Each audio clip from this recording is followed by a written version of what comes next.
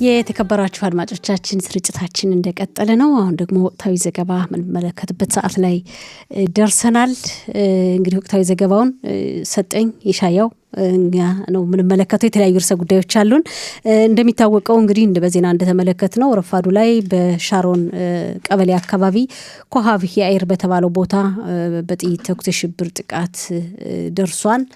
ይህ ሽብር ጥቃት ምን ይመስላል? ሰጠኝ ካንተን ጀምር። እንዴት ነው ያለው ሁኔታ? በጣም የሚያሳዝን ነው። እንግዲህ ሳምንቱን በጥሩ ሁኔታ እንጀምራለን ሲባል ያው በሽብር ጥቃት መጀመራችን በጣም ያሳዝናል። እንግዲህ በሰላማዊ ዜጎች ላይ ዝም ብሎ ተነስተው የሽብር ጥቃት የሚያደርሱ ሰዎች በጣም በእውነት ሊወገዙ የሚገባቸው ነው በዓለም ላይ። ያው እንደገለጽሽው በዜናም እንደተመለከትሽው በሻሮን ቀበሌ ኮሃብ ያኢር፣ ጹር ኢስሐቅ እና ጹር ናታን በተባሉት አካባቢዎች በሶስት ቦታዎች ነው እንግዲህ በጥይት ተኩስ ያው የሽብር ጥቃት ደረሰ የተባለው። አንድ ሰው እንደተገደለ ሌሎች 5 ሰዎች እንደቆሰሉ እስካሁን ያለው መረጃ ተመልክተናል። በዜና ተመልክተሽዋል ያለውን ጠቅለል ያለ ሁኔታ። አዳዲስ ነገሮችን እንግዲህ እዛው አካባቢ የሚገኙ ሰዎች እንዲገልጹልን ጥረት እያደረግን ነው። በሽብር ጥቃት የተጠረጠረውና እርምጃ ተወስዶበታል የተባለው አረብ እስራኤላዊ እንደሆነ ነው። እንግዲህ እንዲህ አይነት የሽብር ጥቃት መነሻው ምንድን ነው ለምንድን ነው የሚለውን የፖሊስ እንግዲህ ቆይቶ አጣርቶ የሚነግረን ይሆናል። ግን አሁን ያለው ነገር ያው ሰዎች እንደተገደሉ እንደቆሰሉ ሁኔታውም ገና ያላለቀ ጉዳይ ነው።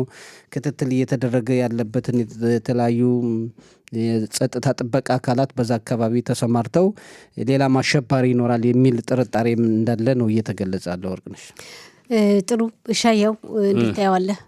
በዚህ ላይ በእውነትም የሽብር ጥቃት ሁሌ የሚፈጽሙት ነው ፍልስጤማውያን በዋናነት። ይህ ከብዙ ወራት ቆይታ በኋላ ለመጀመሪያ ጊዜ ነው በአንድ እስራኤላዊ ዜጋ አረብ የሆነው የሽብር ጥቃት የፈጸመው ተብሏል።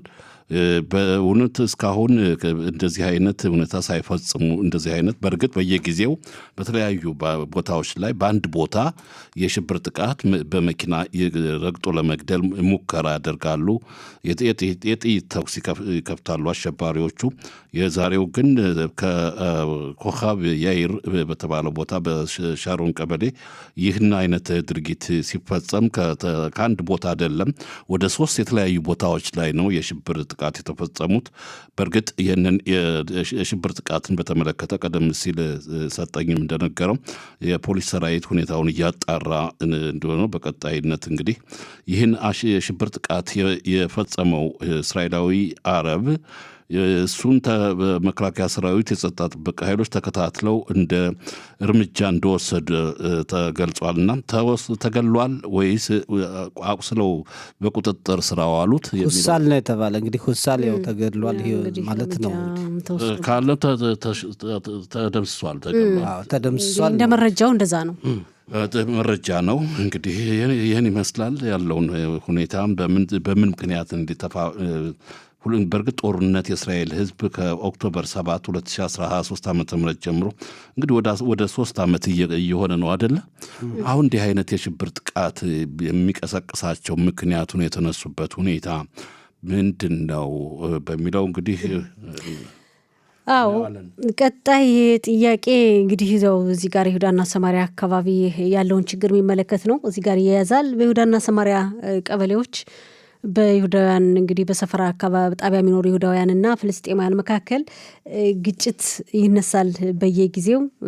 እንግዲህ መረጃዎች እንደሚወጡት ያለው ሁኔታ የ7 ወር ዕድሜ ያለው ሕፃንም ከመከላከያ ሰራዊቱ በተተኮሰ ጥይት እንደተገደለ ሰምተናል። መረጃዎች ተመልክተዋል። ትናንት ያው ያሰጋኛል በማለት በከፈተው ተኩስ አንድ ወታደር እንግዲህ ፍልስጤማውያን በግፍ እየተደበደብን ነው በማለትም በተለያየ ጊዜ ቅሬታ እንደሚያቀርቡና መከላከያ ሰራዊቱ እገዛም አያደርግልንም የሚል ቅሬታ የሚያቀርቡ መሆናቸው ይሰማል። ኢሻያው እንዴት ነው ይህ ነገር እንዴት ይታያል? በይሁዳና ሰማሪያ ቀበሌዎች የጸጥታ መደፍረስ ግጭት አለ። በእስራኤላውያን ዜጎች በሰፈሩ ይሁዳውያንና በይሁዳና ሰማሪያ በሚኖሩ ፍልስጤማውያን መካከል ሁልጊዜ ግጭት አለ። የእስራኤል መከላከያ ሰራዊት አሸባሪዎችን ለመቆጣጠር በየጊዜው በተለያዩ በፍልስጤማውያን ከተሞችና ሰፈሮች እየገባ እርምጃ ይወስዳል። እንደ በሰማሪያ ቀበሌ በሚገኙ በሽኼም እና በዛ አካባቢ ገብተው እየተከታተሉ አሸባሪዎችን ለመያዝ ለመቆጣጠር በሚያደርጉት እንቅስቃሴ እነዚህ ምላሹን ፍልስጤማውያን ወደ እስራኤል ተዋጊ ወታደሮች ሁልጊዜ የጠርሙስ ፈንጂ ይወረጉራሉ፣ ወደ እስራኤል ወታደሮች ድንጋይም ይወረጉራሉ። በዛ አካባቢ ባሉ መኪና መንገዶች እስራኤላውያን በሚተላለፉባቸው ሰፈሮች ድንጋይ ይወረጉራሉ። የእስራኤል መከላከያ ሰራዊት ደግሞ ያጻፋውን በመመለስ እነዚህን በሽብርተኝነት የተጠረጠሩ ፍልስጤማውያንን ይገላል፣ አሊያም በቁጥጥር ስር እየዋላቸው ነው የሚገኘውና አሁን ይህ የመባባስ ሁኔታ በይሁዳና ሰማሪያ ቀበሌዎች ባሉት የሰፈሩ ይሁዳውያን አሉ፣ እስራኤላውያን አሉ። አሁን እነሱም በፍልስጤማውያን በአካባቢው የገጠር መንደሮች አካባቢ ከህግ ውጭ በሆነ ሁኔታ ጥቃት ይፈጽማሉ እስራኤላውያኑ። ይህንን በተመለከተ ደግሞ በአካባቢው ያለ የእስራኤል መከላከያ ሰራዊት ደግሞ ደህንነት ማስከበር በሁለቱ ወገኖች በእስራኤላውያን እና በፍልስጤማውያን መካከል ያለውን ግጭት በሚፈጥሩበት ጊዜ በዛ መካከል የሚገባው ማን ነው? መከላከያ ሰራዊት ነው። እና ዝሮ ዝሮ የእስራኤል መከላከያ ሰራዊት የእስራኤል ዜጎች ደህንነት ላይ ያደላል። እነሱን እየገባ በፍልስጤማውያን እርምጃ ሲወስድ የሚያስታርቅ የሚያግባባ ድርጊት እየፈጸመ አይደለም እያሉ የፍልስጤማውያኑ ሮሮ ያሰማሉ። ሰጠኝ እንዴት ነው አንተስ እንዴት ትመለከተዋለህ? በይሁዳና ሰማሪያ አካባቢ ያለውን ግጭት በይሁዳና ሰማሪያ ያለው ግጭት በተለይ በይሁዳውያንና ፍልስጤማውያን መካከል ያለው ግጭት በጣም የሚያሳዝን ነው። የእስራኤል ጸጥታ ጥበቃ አካላት በተለይ ያንን አካባቢ ይሁዳና ሰማሪያ በጦር ሰራዊቱ ቁጥጥር እስከሆነ ድረስ የማስከበር ግዴታ አለበት። ደህንነትን ማንኛውም በዛ አካባቢ የሚኖር በተለይ ደግሞ ይሁዳውያን ያለምንም ምክንያት በፍልስጤማውያን ላይ የሚያደርሱት በደልና ግጭት እየጨመረ እየሄደ እንደሆነ ፍልስጤማውያንም እንደዚሁ ደግሞ በይሁዳውያን ላይ ያው የመበቃቀል ሁኔታ እየሰፋ እየሄደ እንደሆነ ይህ ደግሞ ትላንትም ተመልክተናል። አንድ ወታደርና ሌሎች በዛ አካባቢ በይሁዳና ሰማሪያ ቀበሌዎች የሚኖሩ መሳሪያ የሚያዙ ሌሎችም ፍልስጤማውያንን ሲመቱ ሲያጠቁ ወታደሩ እንዲያውም ያው በወታደራዊ ሕግ መሰረት ተጠያቂ ይሆናል ተብሏል። እና አንድ ሰው ችግርም ከፈጠረ ወደ ሕግ ማቅረብ ነው እንጂ በራስ ጊዜ ጸጥታ አደፍርሳል ወይም የሆነ ችግር ፈጥራል ተብሎ እርምጃ የመውሰድ ኃላፊነትም የላቸውም። እና ትላንት የተፈጸመው ያየነው በቪዲዮ የተመለከትነው ይፋ የሆነው ትላንትና በጣም የሚያሳዝን ነው። እንግዲህ የይሁዳውያን ጥቃት 50% እንደጨመረ ባለፈው ዓመት 350 የሚሆኑ ጥቃቶች ነበሩ። በዚህ ዓመት ግን 530 እንደደረሱ 40% የሚሆኑ ደግሞ በጸጥታ ጥበቃ አባላት ላይ የተፈጸሙ እንደሆነ ወታደራዊ ቦታዎችም ችግር ይፈጠርባቸዋል፣ አክራሪዎቹ ማለት ነው። የይሁዳውያን እንዲሁም የፍልስጤማውያን መኪናዎች የሚቃጠሉበት ሁኔታ፣ የወይራ ዘይት የማሳዎች ሁሉ ጉዳት የሚደርስባቸው ሁኔታ ያየንበትን ነገር ተመልክተናል። እንግዲህ የእስራኤል መንግስት ኃይል አለው፣ አቅም አለው። የዛን አካባቢ ሁኔታ የማስከበር ኃላፊነትም አለው። መከላከያ ሰራዊቱ በጸጥታ መመልከት የለበትም። እንግዲህ አንድ ይሁዲ ላይ በዓለም ላይ ችግር ደረሰ ብለን አንቲሸሚዩት ነው እያልን እኛ እንደምናቀርበው በፍልስጤማውያን ችግር ባልፈጠሩ ፍልስጤማውያን ላይም ይሁዳውያን ችግር መፍጠር የለባቸውም፣ ጉዳት ማድረስ የለባቸውም። ይሄን ሁሉ በዛ አካባቢ መስፋፋትን የሚደግፉ ሚኒስትሮች ሁሉ አሉ። እና ይሄ ነገር ሊታረም የሚገባው ነው። ካልሆነ ቀስ በቀስ ይሁዳውያን ጉዳት ሲያደርሱ ፍልስጤማውያን ሲመልሱ፣ ፍልስጤማውያን ጉዳት ሲያደርሱ ይሁዳውያን አሁንም ያጸፋ መልስ ሲሰጡ ሁኔታው ከቁጥጥር ውጭ ይሆናል። ስለዚህ የሚመለከታቸው ክፍሎች ብዙ መስራት አለባቸው። እንግዲህ ሌላው ርዕሰ ጉዳይ ደግሞ በደቡብ ሊባኖስ እየተካሄደ ያለው ጦርነት ነው። እንግዲህ ጦርነቱ እንደቀጠለ ነው የሚነገረው። ግን ደግሞ የተኩስ አቁም ስምምነት ተደረሰ ተብሏል። ሰጠኝ እንዴት ነው ሁኔታው? እንዴት ይታያል? እንግዲህ የተኩስ አቁም ስምምነት ተደረሰ ሲባል ተኩስ መቆም ነው አይደል? ተኩስ ከቀጠለ ለምንድነው የተኩስ አቁም ስምምነት ደርሰናል የሚባለው? እዚህ ላይ 3 ተዋናይ የሆኑ አካላት አሉ፣ እስራኤል፣ ሊባኖስ እና አሜሪካ በተኩስ አቁም ስምምነቱ። ግን ደግሞ የተረሳ አካል አለ፣ ሂዝቦላ።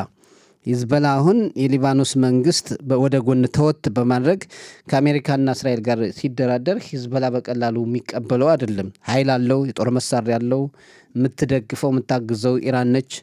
ስለዚህ እስራኤልንም የሊባኖስ መንግስትም የሚፈራ አካል አይደለም እና የሂዝቦላ ድርጅት ዋናው ወደ እስራኤል የሚተኩሰው ወደ እስራኤል ግዛቶች ጥቃት የሚያደርሰው በወታደሮቻችን ላይ በየጊዜው ጉዳት የሚያደርሰው አጋር ወደ ጎን ተትቶ ሶስቱ አካላት እንግዲህ በአሜሪካ አሸማጋይነት ሁለቱ አካላት ተፈራርመዋል መባሉ ውጤት እያመጣ አይደለም። ባለፈውም ጊዜ ብለናልና ሂዝቦላ መተኮሱን ከቀጠለ የሰሜን እስራኤል ነዋሪዎች ሰላም ካልተከበረ ወታደሮች በየቀኑ በራክፋን ማለትም ቀላል ድሮን እየተጠቁ ከሆነ ጦር ሰራዊቱ እንደፈለገው እርምጃ የማይወስድ ከሆነ እና የተኩስ አቁም ስምምነት ነን ብሎ ነገሮችን በተዘናጋበት ጊዜ ጥቃት የሚደርስበት ከሆነ የት አለ የተኩስ አቁም ስምምነቱ? እኔ የተኩስ አቁም ስምምነት አለ የሚል እምነት የለኝም። ይሻያው እንዴት ታየዋለህ? በእውነትም በሰሜኑ ክፍል በሊባኖስ እየተካሄደ ያለው ጦርነት በጣም የሚሰለች አሰልች ወይም አድካሚ እንበለው ሀታሻ ይሉታል። በቀጣይነት መቼ እንደሚቆም ጦርነቱ አይታወቅም። በጣም አድካሚ አሰለች እንደሆነና የእስራኤል መከላከያ ሰራዊት በደቡብ ሊባኖስም አካባቢ የደህንነት ቀጠና በተባለው አካባቢ ያው ሊባኖስ ገብቷል። ከሊባኖስ ግዛት ውስጥ በመግባት የሰሜኑን ክፍለ ሀገር ነዋሪ እስራኤላውያን ደህንነት ለማስከበር መጠነ ሰፊ የሆነ እርምጃ በሂዝቡላ ሽብር ፈጣሪ ድርጅት ኢላማዎች እየተከታተለ በማጥቃት ላይ ነው የሚገኝበት ጊዜ።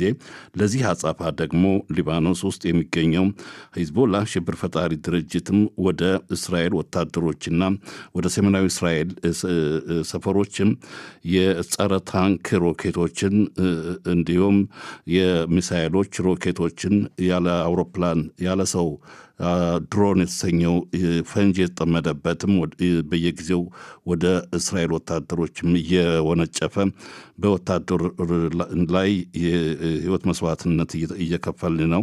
ይህ ጦርነት በእስራኤል በሊባኖስ መካከል ጦርነት ከጀመረበት ወራት አስቆጠረ። በዚህ እስካሁን ድረስ በሰሜኑ በደቡብ ሊባኖስ ወደ 17 የሚሆኑ የእስራኤል ወታደሮች ነው ህይወታቸውን የሰው እና ነፍሳቸውን ይማር። እንግዲህ በዚህ ዙሪያ እንግዲህ ያለነው ተጨባጭ ሁኔታ እስካሁን እንዳላችሁት የተኩስ አቁም ብሎ ለማውራት እንትን አይልም። መንግስታት እስራኤል መንግስትና የሊባኖስ መንግስት ደካማ መንግስት ነው የሚባልለት በእሱ ጋር በአሜሪካ አሸማጋይነት የተኩስ አቁም ስምምነት ፈረሙ ተባለ። ምንድን ነው አሁን ትርጉሙ ምንድን ነው? እስራኤል ለደህንነቷ ለመጠበቅ ሲባል ወደ ደቡብ ሊባኖስ ገብታለች። ቀጠና የደህንነት መጠበቂያ አካባቢዎችን እና ቁልፍ የሆኑ ተራራማ ቦታዎችን አካባቢ ስለ ጦር ሂዝቦላን ጥቃት መመከት የሚያስችሉ ቁልፍ ቦታዎችን ይዘዋል ነው የሚባለው።